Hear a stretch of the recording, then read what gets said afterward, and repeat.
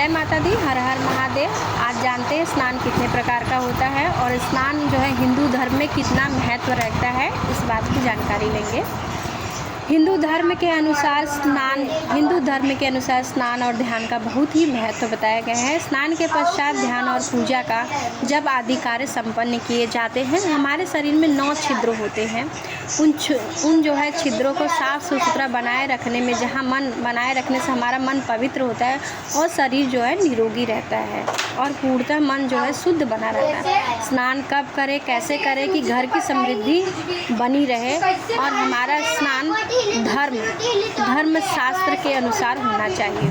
स्नान कितने प्रकार के होते हैं, आइए जानते हैं। स्नान जो है 4 प्रकार के होते हैं। मुनि स्नान, देव स्नान, मानव स्नान और राक्षसी स्नान। ये 4 प्रकार के स्नान होते हैं। मुनि स्नान जो होता है वो 4 बजे से लेकर 5 बजे के बीच में किया जाता है और देव स्नान जो है 5 बजे से लेकर 6 बजे के बीच में किया जाता है। मानव स्नान 6 बजे से लेकर 8 बजे के बीच में किया जाता है और जो राक्षसी स्नान होता है वो सुबह जो है 8 बजे के बाद किया जाता है। इसलिए किसी भी मनुष्य को 8 बजे के बाद जो है स्नान नहीं करना चाहिए। मुनि स्नान सर्वोत्तम स्नान है। देव स्नान उत्तम स्नान है। मानव स्नान सामान्य है। राक्षसी स्नान धर्म में निषेध है। किसी भी मानव को 8 बजे के बाद स्नान नहीं करना चाहिए। मुनि स्नान से जो है घर में सुख, समृद्धि, विद्या, बल, आरोग्य, चेतना प्रदान करता है और देव स्नान से जो है आपके जीवन में यश, कीर्ति, धन, वैभव, सुख, शांति और संतोष प्रदान करता है। मानव स्नान काम में सफलता, भाग्य, अच्छे कर्मों में सूझबूझ, परिवार में एकता, मंगलमय प्रदान करता है और राक्षसी स्नान से जो है घर में दरिद्रता, हानि, क्लेश, धन हानि, परेशानी का कारण पैदा करती। किसी भी मनुष्य को 8 बजे के बाद स्नान नहीं करना चाहिए।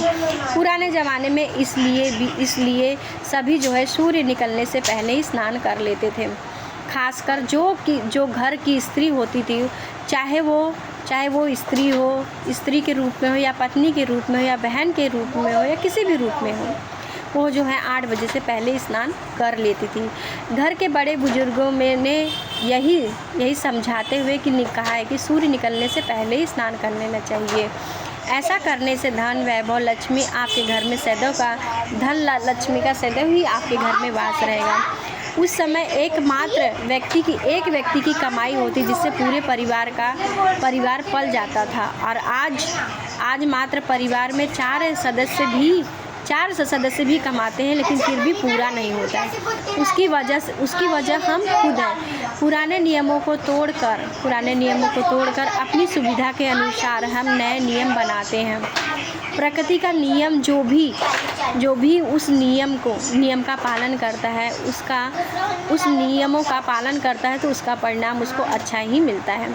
इसलिए अपने जीवन में कुछ नियमों को अपनाएं और उनका पालन भी अवश्य करें।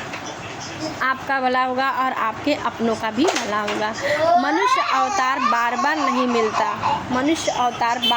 मिलता।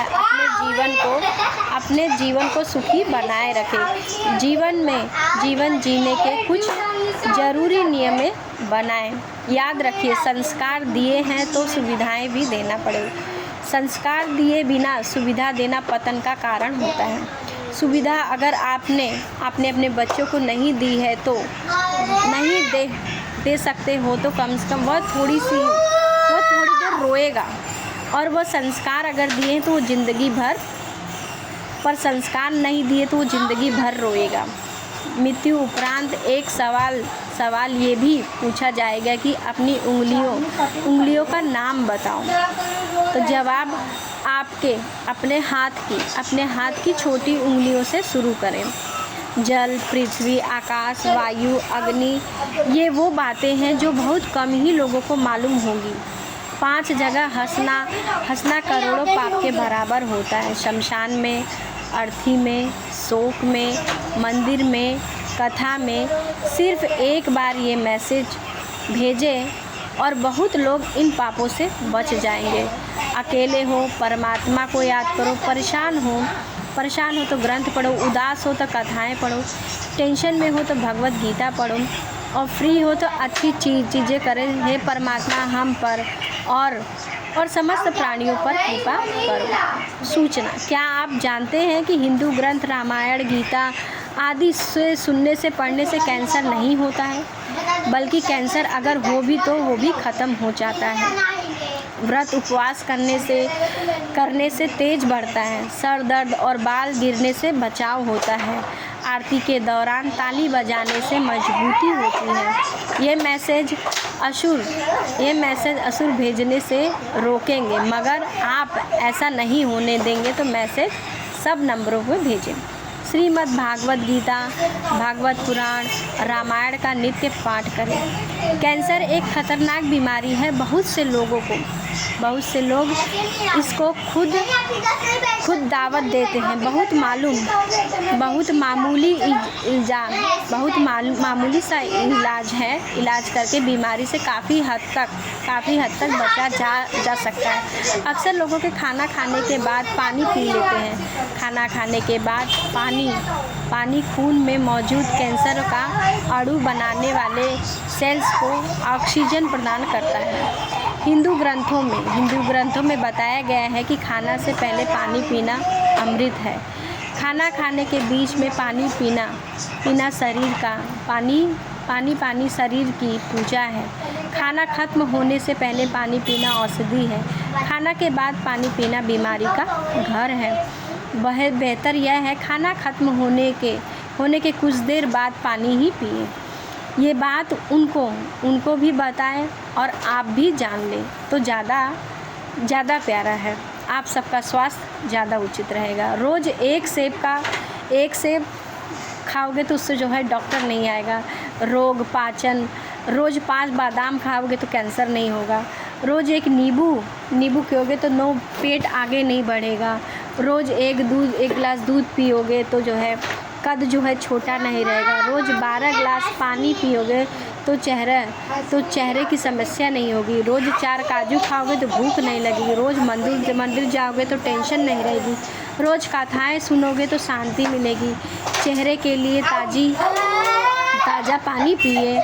मन के लिए गीता की बातें करें। सेहत के लिए योग्य है और खुश रहने के लिए परमात्मा को याद किया करो। अच्छी बातें फैलाने से पुण्य का कार्य होता है। किस्मत में अगर करोड़ों खुशियाँ लिख दी जाती हैं। जीवन के अंतिम दिनों में इंसान के एक पुण्य के लिए तरसता है कि मुझे कहीं से मैं एक पुण्य का कार्य कर लूँ। जब तक ये मैसेज भेजते रहोगे और मुझे और आपको पुण्य इसका मिलता रहेगा। हरे कृष्णा हरे राम, जय श्री गुरु, जय माता दी, हर हर महादेव।